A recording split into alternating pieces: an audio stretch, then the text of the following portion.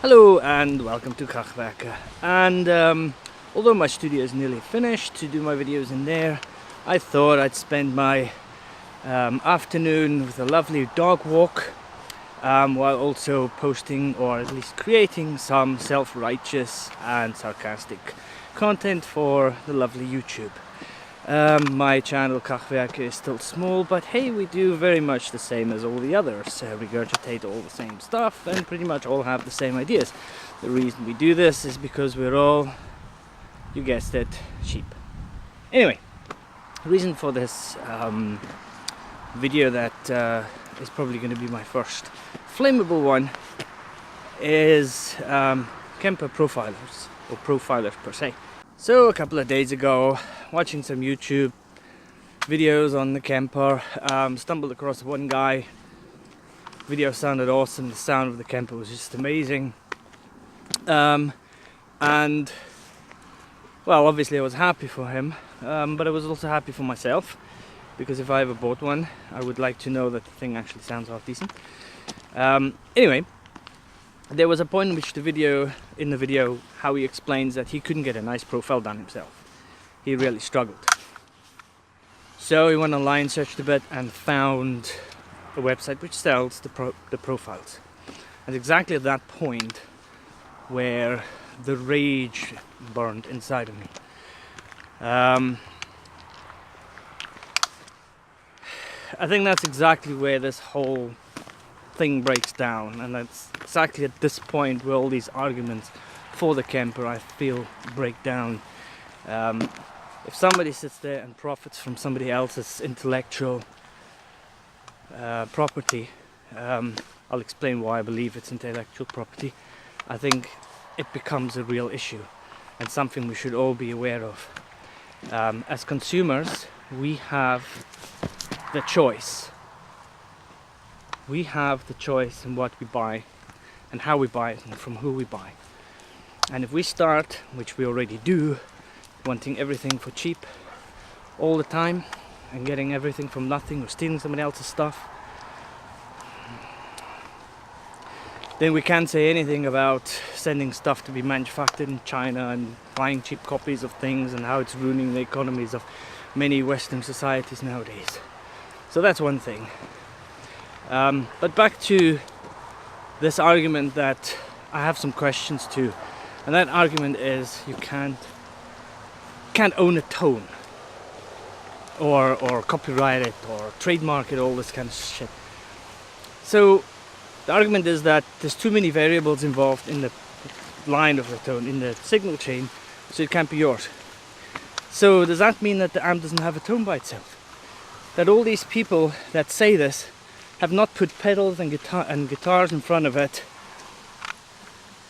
because of the bass tone, which is there, which is completely the amp, right? So that amp has not been designed. There was not time and effort made. There's not an industry behind it that needs to be protected, that gave you that amp that you are getting your tone from. Just because you alter it slightly with a couple of pedals and guitar, does that change the bass tone? Are you not building it on that bass tone, which is exactly the piece that gets snapshot? So I think, yeah, you can own it, and just because you can't legally argue it, or it's very difficult, let's not say it's impossible, but because you say it's difficult to argue that in court, who owns that tone with all the variables involved? That doesn't mean it isn't unethical or immoral. It just means it's difficult to prove in court. And what that also means is that those people that make that argument, do you also make all your decisions that way? You go, well, the court hasn't ruled on it, so I can do it. Regardless, I need a court or a law to tell me what is and isn't ethical and moral when it comes to purchasing. I'm not so sure that's the way the world goes, or the way we want to live our lives in modern society. So the other thing that deeply annoys me is the amount of negativity to those that don't like the Kemper, or profiling, or deem it as some sort of infringement. And the reasons they give is, these people are all just you know, old gearheads and they should live in the future, and you know, they get out of the past, and you know, we can't always just have 4 preamp valves and 4 power amp valves. You know, guitar should progress and the technology should progress, and Kemper is the future and Axe-Fx is the future. How the fuck is that the future when all they do is actually do exactly the same as the amps did? The profiler, a Kemper, let's use the Kemper, doesn't do anything new. It's just a digital device that copies. It's no different from taking a photograph or anything like that. It doesn't change the game. It doesn't make new sounds. It doesn't alter the technology. It just copies and makes it more accessible and easier to use. But it doesn't create us new sounds. It doesn't change. There are many people who really do innovate in the guitar industry. Pickup styles and different guitar necks and, you know, I don't know, these new nanotubes and whatever. But the Kemper and profilers and Axe-Fx, they rely on the old classic amps to survive. I buy a Kemper so that I can profile a Mesa Boogie and play that Mesa Boogie notes. I don't buy the fucking Kemper so I can make Buck Rogers music. So that argument's completely fucked up. Most people who are audiophiles and love amps, they do play around with new technology. They don't have a problem with that. I don't know anyone who does. The Kemper situation is an ethical question about us as consumers. Are we happy that it is now so easy to copy somebody else's intellectual work, if the ownership can be proven or not, and not just use it for ourselves, abuse it, sell it, without the original creator, developer, making anything out of it? And although I'm complaining about the Kemper and I keep saying Kemper, Kemper, Kemper, Kemper, Kemper, Kemper, this is not about the Kemper. This is about profiling. This is about this ease on what the digital technology does for us, and how simple it makes things for us nowadays, so that we are so in awe that we forget what we're actually doing. Some people say, well, you know, you would be a hypocrite if you know, moan about the Kemper but you say nothing about the torpedo or amplitude or bias or any of these that facilitate this sort of profiling, or which gives you an amp in a box kind of thing. So I was doing a little bit of research on that. So firstly, I use amplitude, and most of the things that I use, I don't know if all of them are like that, but the majority of amplitude stuff is actually licensed. Torpedo has been in talks and asked assistance with most of the amps that they have in their live boxes, for example, which means that essentially they have the go-ahead from the amp themselves. Now, if the amp decides they don't want to make any money off, you know, whatever profiles, or if they don't care about the licensing, that's their prerogative. But at least apparently there were some talks behind it. That I'm saying this happily to be corrected, but apparently that's not the case with Kemper at all. Kempers just don't talk to anybody. They just go ahead and create the software, and that's that. So with that, let's turn the clock back a bit. Napster, Pirate Bay, all these things. People just used it and abused it until it was eventually shut down. And remember that Pirate Bay and Napster, they didn't copy music. They didn't give you something. They didn't give you stolen stuff. They were just a platform where other people could do that. And the Kemper, in my opinion, is the same thing. It is not evil itself. It's not the one doing the bad stuff, but it facilitates the bad stuff. I buy a Kemper, got a couple of amps, I've got a touring rig, I profile it, and I take it on tour with me, and all I have to carry with me is a wee box, a couple of kilos. Absolutely perfect, and probably that's what it was designed for. But that's not the reality what's going to happen now, is it? And we already heard the stories of people buying amps just to return them a day later after they've profiled them.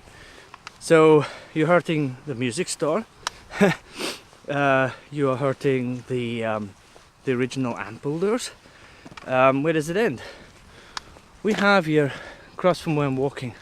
Live on the west coast of Scotland. Big IBM plant. It was nearly 2-3 miles long. It's gone. It's gone. They're pretty much tearing it down right now behind me, just over the hill. Probably can't see much of it. And this is because of the way corporations and their greed has changed the world. But we as consumers also have choices. We can also make choices that ensure that quality things are still purchased and have a value. I can't expect on my salary to buy a new or have all the wonderful amps that I want to have. I can't have a rectifier and a fucking JCM 800 and all the cabs that go with it. Can't do it. Gotta feed children and do school runs. If I can't have it, I can't have it. But the Kemper allows me to have it. So it creates this expectation, this modern consumer kind of vibe that we have, where, you know, you need your new phone, you need your new this, and, you know, just keep buying, mostly on credit, which is just going to fuck you up and the country and the economy. Why am I talking about this? Because it's the psyche behind it that is irritating to me. The fact that when this issue came up again and I was looking at it, I noticed how many people just didn't have an issue with it. And from what I could see, it seems like it's very much weighted in favor of, yeah, fucking profile away. Man, who the fuck owns a toe? Not me, not you. I can do with it what I like. Now, from a legal point of view, again, maybe going back to the first point, it's probably true. But morally and ethically, seriously, think about it, right? Let's make another analogy. Analogies are rife in this debate. Here's one. You've got a good pal. He's a genius. Fucking locks himself up in his flat, his mother's garage, whatever. Builds an amp. Sounds fucking awesome. And he maybe sells one or two, but he's just scraping by. And suddenly somebody else comes by and says, oh, fuck, you know, nice one. I'll build the same stuff, but you know what? I've got a bit more money, mates, marketing ability, and he starts selling tons of them, and they sound exactly the same. I can fucking guarantee you will be pissed off, you'll be defending him, and he did it, and it's his idea and all that shit. How's that different? There's another wee thing that was said by one person, which I don't buy into. The people that are pissed off with Kempers are usually people who have the amps already and spend thousands of pounds, or recording studios, because it makes it so easy for everybody now to record with great tones and all that kind of stuff. And I liken it to when digital SLRs came into the market and pretty much wiped out tons of photographers, because the price point of buying the proper equipment suddenly fell so dramatically that it made it accessible for everyone. I don't think that's true. I don't think that it is that at all. I don't think it's jealousy on the part of those who own the good amps that now the Kemper, you know, makes it accessible for peanuts for people. And as for the argument that, you know, everybody can now do it, I was there right as everything changed. I had my DSLR, and those photographers that survived were the ones that were good. Sure, everybody can do it, everybody has access to top quality products nowadays, but that doesn't make them a good photographer. So those that are in the industry are making good money out of the industry, doing recording or anything like that, I don't think they're worried at all, because they know the 99% of people who are messing about in their bedrooms will never be a threat to them when it comes to any sort of real work in the industry, because it's all about skill and experience and maybe a bit of who you know. So I guess that's my rant.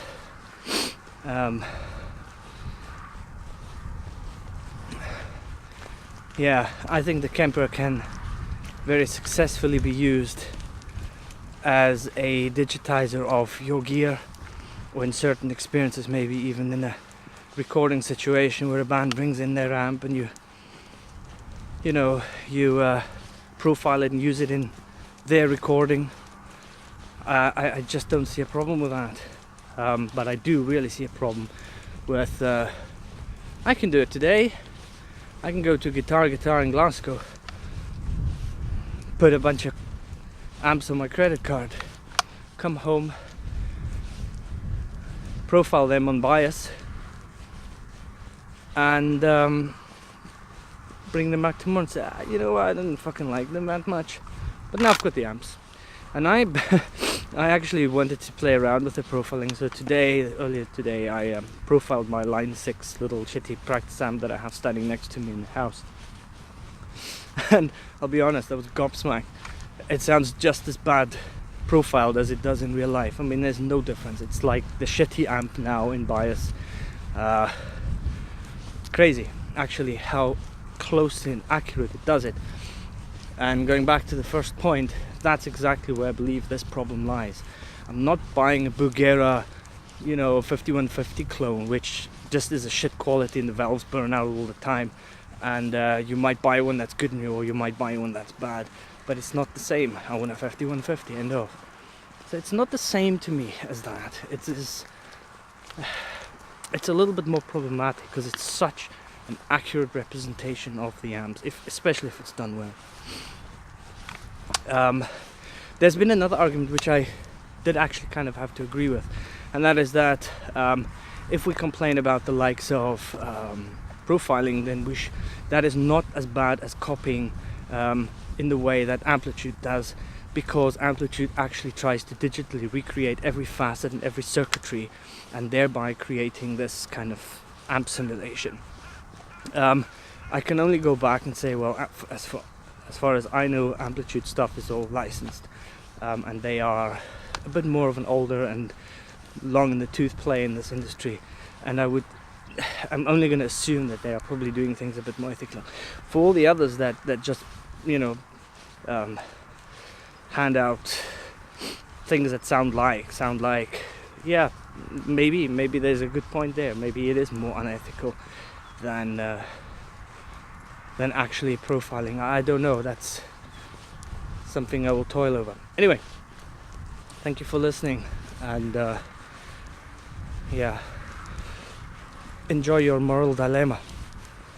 Goodbye.